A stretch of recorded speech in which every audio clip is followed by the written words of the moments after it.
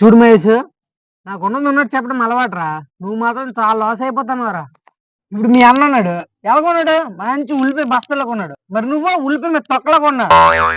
ఒరే ఎర్రి పప్ప, కాలు పక్కన ఉన్న పొలాలన్నీ ఆడి తెంగేసి కొండ పక్కన నుండి నీకు ఇచ్చినాడు రా. అవును కదా, ఇప్పుడు అడుగుతానుండు. అడగడం కాదు, ఏసే అన్ని.